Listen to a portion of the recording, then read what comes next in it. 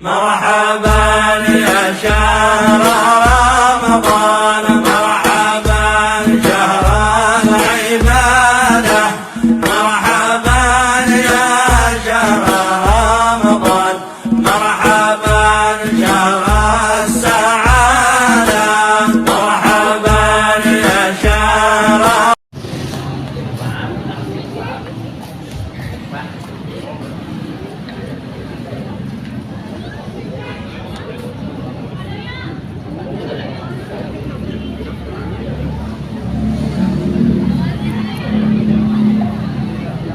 Assalamualaikum warahmatullahi wabarakatuh.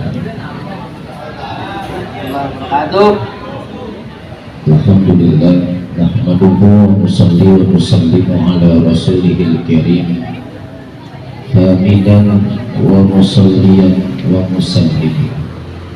Asyhadu an la ilaha illallah wahdahu la syarika lah wa asyhadu anna sayyidana Muhammadan abduhu wa rasuluhu la nabiyya ba'dah. Allahumma shalli wa sallim ala sayyidina Muhammadin sallallahu alaihi wasallam wa ala alihi wa ashabihi ajma'in. Amma ba'du, hadratal mukarramin wal muhtaramin, para alim, para ulama, kiai, asatidz, tokoh sepuh masyarakat, para orang tua, para aparatur pemerintah, bil khusus yang sama-sama kita hormati kepada keluarga besar Yayasan An-Nida Al-Islami Pegadungan,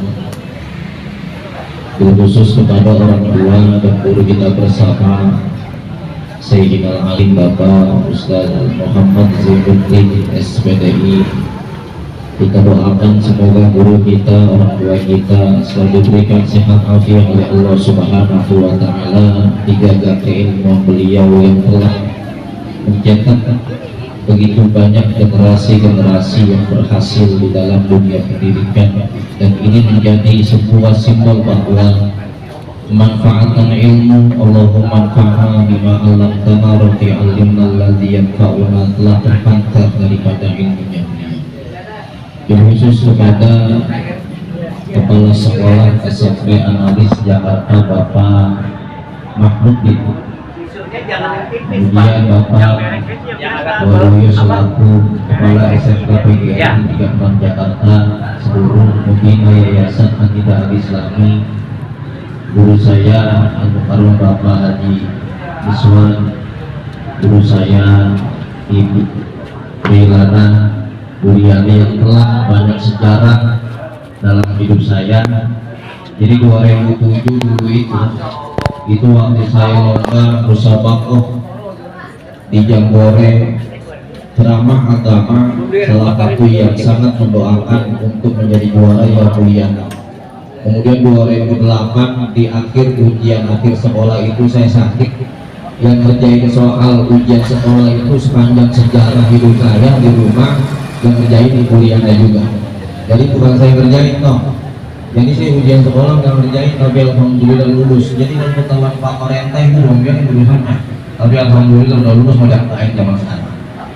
Kemudian juga khusus kepada orang tua dan guru kita bersama, kepada Bapak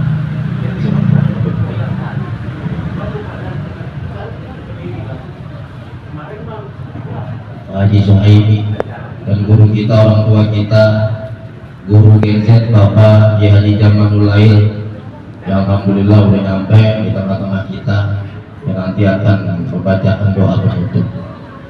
Bapak Ibu guru sekalian, anak-anakku, siswa-siswi yang berbahagia, tentunya tahadus bin nikmah dan tidak surur. Alhamdulillah pada kesempatan sore menjelang maghrib hari ini di penghujung Ramadan, saya bisa silaturahim kepada guru-guru saya di sini sebagai tahadus bin nikmah dan tidak surur, bahwa ini sebuah nikmat yang luar biasa yang Allah berikan kepada saya. Kurang lebih 2008 saya lulus di Madrasah Sanawiyah. Pada saat itu Al-Mukarram Bapak Ustaz Muhammad Zainuddin ngajar saya.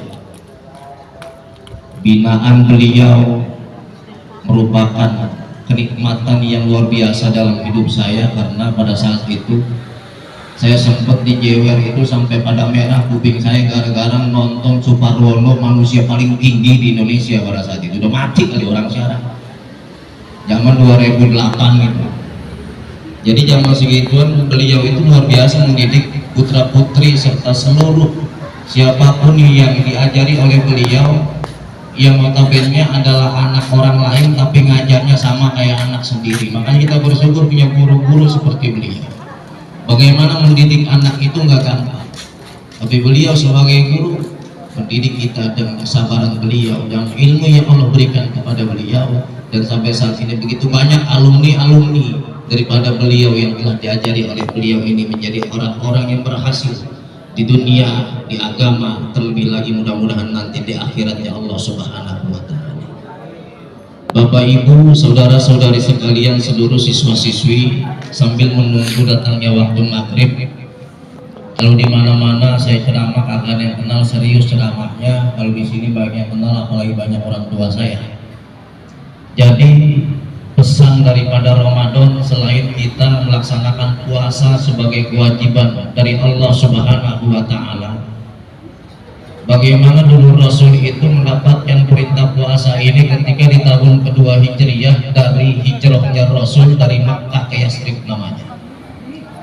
Dulu itu Madinah, Yastrib namanya, kemudian digantikan oleh Allah menjadi Madinah, kota peradaban, supaya kota ini, tempat ini menjadi tempat yang baik, tidak ada maksiatnya, dengan ajaran-ajaran Rasul sebagai guru besar pada saat itu.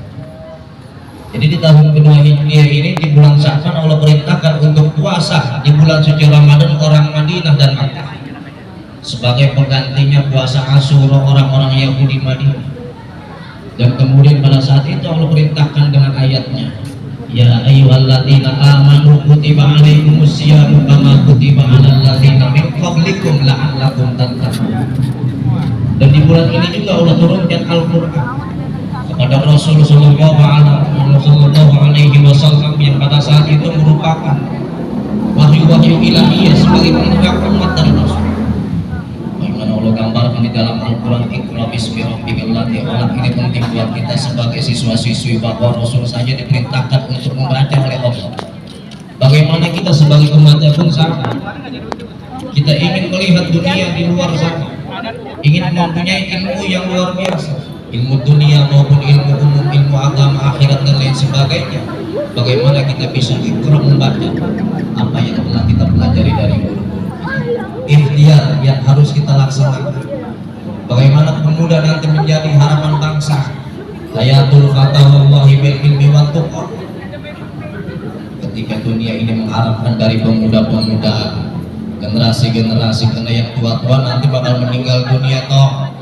Orang tua kita itu nanti meninggal dunia, yang menggantikan kita sebagai generasinya, anak-anaknya, cucu-cucunya.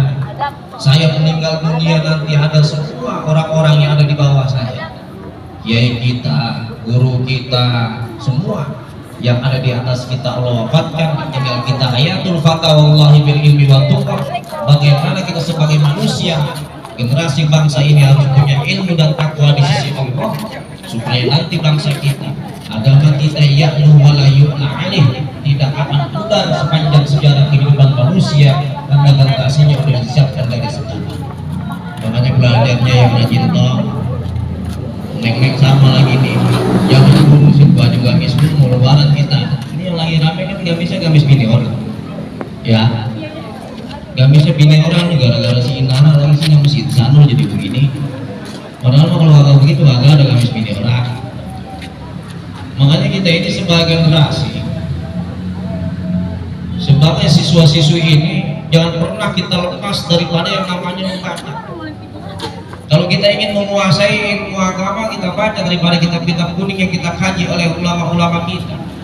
Kita ingin menguasai ilmu dunia, kita baca daripada ilmu-ilmu umum yang telah diberikan oleh guru-guru kita di sekolah.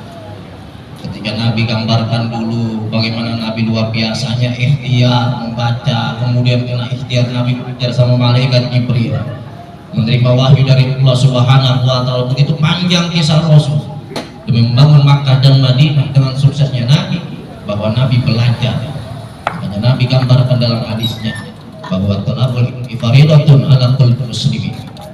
Rasul gambarkan ini mencari ilmu ini umum maupun agama merupakan kewajiban buat kita sebagai manusia.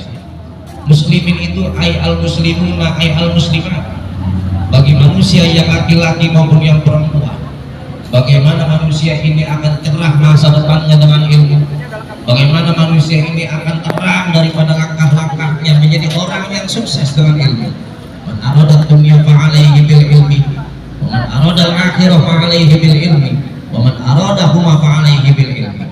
Kita pengen menggenggam dunia dengan ilmu, menggenggam akhirat pun dengan ilmu, menggenggam keduanya dunia dan akhirat pun dengan ilmu. Tidak ada generasi siapapun orangnya yang telah hebat di dunia tanpa adanya ilmu.